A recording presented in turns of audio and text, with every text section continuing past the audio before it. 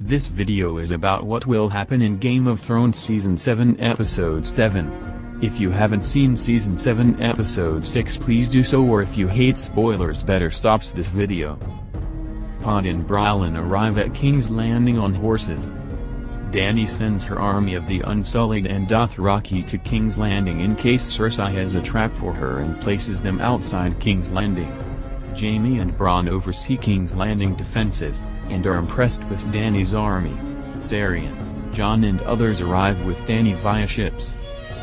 Tyrion, Jon, Jorah, Dany, Davos, Theon, the Hound, who is the one with the white in a cage, as well as Dany's Dothraki blood riders are received by Bronn. Brian is already there and sees the Hound. She is surprised to see how he is still alive. They talk about Tyrion, and the Hound tells Brian to take care. The only person needing protecting is the one who gets in her Arya's way. The Hound smiles and says he doesn't want to be in her way. They all arrive at the Dragon Pit, and it's a large amphitheater with 3 large tents. Other lords also start to arrive, and Tyrion feels like it could be a trap and looks around. Cersei arrives with Euron, the Mountain and Qyburn, and they sit. The Hound then brings the cage that houses the White to the middle of the amphitheater.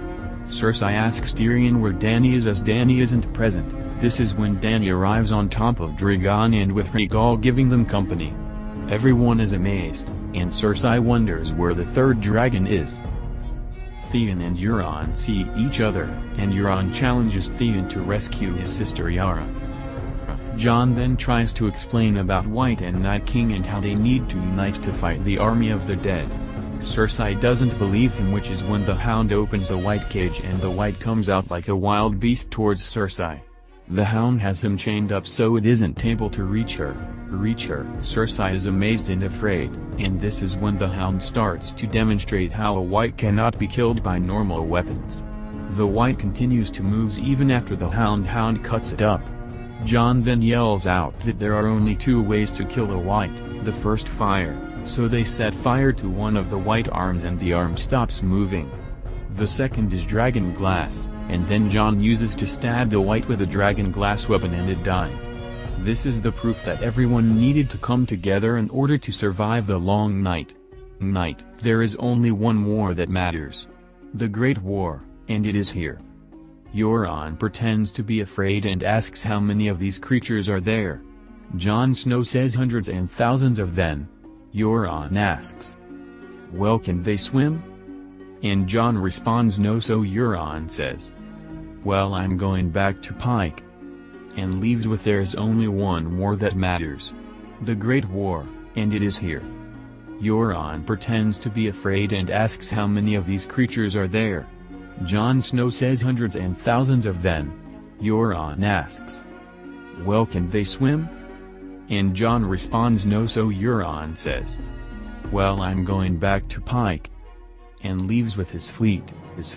Cersei and Dany see the danger together, but Cersei says once the long night is over she must still be queen and offers Jon Snow to be the Warden of the North. Jon then swears an oath to Dany in front of everyone. I can only serve one queen, and that queen is Daenerys Targaryen. Cersei is shocked, pissed, and leaves. She is unwilling to collaborate because she is unwilling to bend the knee to Dany. Brian tells Jaime he needs to come with the Lannister army to fight the White Walkers, to which Jaime replies by complimenting her for her loyalty to the Starks. Brian replies, fuck loyalty. It's about survival. Jaime has seen all this and believes in the long night and will do all he can to help them.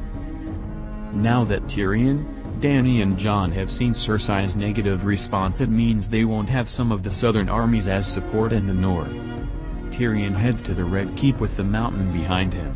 Tyrion and Cersei have a conversation on how she blames him for all the Lannisters have gone through, how he killed their mother and father. Tyrion says there was nothing he could do and that Tywin just wanted him dead, so he had to kill him instead. He also tells her that Daenerys wanted to destroy King's Landing with fire, but he stopped her, trying to prove he doesn't want to destroy his own family. Then Tyrion says, if I'm so evil, why don't you order the Mountain to kill me? Cersei doesn't give a command. Tyrion decides drinks wine and Cersei doesn't. Tyrion says she is not drinking wine as she is pregnant. Cersei doesn't respond, but her facial expression gives it away. Tyrion then heads out with Cersei to meet the rest of the people that were in the dragon pit, and Cersei tells them that after speaking to Tyrion she will send troops north to help against the White Walkers. Tyrion and Dany talk about how Dany tells Jon that she can't have children, that the dragons are her children. Jon doesn't care if she can't have kids. Littlefinger tells Sansa that Arya is dangerous, and she has some evil plans, which is why she came back. He also tells her that Arya will use the letter against her somehow. Dany and gang are in Dragonstone after their meeting at King's Landing. Dany is in the war room where they are organizing the defense of the North, where will the Unsullied, Dothraki, Northmen, Southerners etc. will go. Ser Jorah knows a lot about strategies of the Targaryen kings, and says they need a defensive strategy as they need to defend. Theon tries to rally the remaining Ironborn left in Dragonstone to come with him to rescue Yara. This is when the fight between the leader of those Ironborn and Theon takes place. They kick him in the balls a few times, but nothing happens to Theon. Theon seems to be losing, which is when he gets back into the fight and beats him. They form a rescue party and head out to save Yara. Sansa gathers all the northern lords and leaders, and calls on Arya to come forward. Arya is worried as to what is happening. Sansa says it's time to judge the great treacheries and betrayals that have been done to the North, and we will judge the person responsible for them. She looks straight at Arya, and then says, "You need to tell me how many times you have betrayed the North." Arya is shocked and can't believe her sister is saying this to her. Sansa repeated and says, "You need to tell me how many times you have betrayed the North, Lord Baelish." This is when Sansa starts to name all his treacheries. "You killed Alyssa Arryn." Sansa then pulls out the cat's paw dagger and asks him if he recognizes it. Littlefinger says it belonged to Tyrion, but Sansa knew it was his. Next to Sansa is Bran, who has told her all these things, who then says, "You once told my father I told you not to trust me." Littlefinger is shocked when he hears this. Sansa then tells all the lords present how he sold her to the Boltons. Littlefinger realizes he's pretty much done, but still tries to get his way out by telling them lies and asking for help from Jon Royce and others. "When you brought me back to Winterfell, you told me there's no justice in the world. Not unless we make it." In the end, Sansa tells Littlefinger, "Lord Baelish, thank you for all your lessons." Sansa then nods to Arya, who slits Littlefinger's throat using the dagger that was intended to kill Bran way back in SO1-EO2. Littlefinger starts to choke in his own blood and falls to the ground holding his throat and dies. After Arya and Sansa finally patch up and reconcile, Arya tells Sansa she's the strongest woman she has ever met, and Sansa tells her that she could have never achieved the things Arya has, and they make up. Jaime and Cersei have a conversation about the upcoming war. Jaime is looking at a map of the North and starting to gather the Lannister armies to get ready to go north when Cersei asks him what he's doing, to which Jaime says he's getting ready to go north with the army, which Cersei says, "Nah, they have dragons and troops, they can handle it." She says she would be more than happy to see the White Walkers to kill as many of her enemies as possible. She tells him that she has obtained an agreement with Euron. He pretended to be a coward, but instead he is going to Essos to hire the Golden Company on her behalf. The Gold Company is an army of mercenaries Cersei bought as she got a new credit line from the Iron Bank. Jaime is disgusted by Cersei and they continue to argue. The argument gets heated up and we see the Mountain draw his sword in case things between Jaime and Cersei get ugly. Jaime is pissed and leaves Cersei. Finally, we see Jaime leaving the city, not in his Lannister uniform, and on his way out. He stops to fix his golden hand and looks back at the Red Keep, which is when the first snowflakes begin to fall on King's Landing.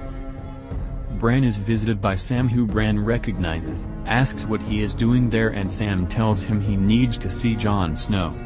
Bran says he also needs to tell Jon Snow a lot. Sam asks Bran what he needs to tell Jon Snow. Bran says that Jon isn't Ned's bastard but Lyanna's and Rhaegar's son, and that he was born in Dorne, and that his name isn't Jon Snow but Jon Sand. But Sam tells Bran that he is not a Sand, and that he has seen it in record that Rhaegar had his marriage with Elia annulled and married Lyanna, which shocks Bran. Sam then tells Bran that if he can see into the future and past that he should go see for himself. Bran then goes into the past and sees the wedding between Rhaegar and Lyanna in a forest. As he sees this, he realizes that Robert's rebellion was all based on a lie, because Robert was pissed and said that Lyanna was kidnapped. While this flashback is happening, scenes switch back and forth between Rhaegar with Lyanna and Jon and Dany on the boat. As the romantic scene between Rhaegar and Lyanna happens, we see Jon and Dany's romantic scene as well. Jon and Dany enter a cabin together, in which they begins to take each other's clothes off. Tyrion is the only one who notices that they are having sex. As boat sex intensifies, we see the scene where Lyanna is in Tower of Joy, where she tells Ned that the baby's name is Aegon Targaryen. Bran then says Aegon Targaryen is the legitimate heir to the Iron Throne. We see these events through the eyes of Bran, who wargs into a bunch of crows, and we are brought to Eastwatch by the Sea, where Tormund and Beoric are. The army of the dead with the blizzard following them like in episode 1 outside the wall. Tormund and Beoric are shocked as they see this, and then the Night King flies in on Viserion. Viserion and the Night King attack the wall. They focus on one part of the wall and melt it. The wall starts to break in a V-shape. The gap in the wall is wide enough for the dead to go through, and the Night King flies through the wall riding Viserion. Tormund and Beoric run for safety.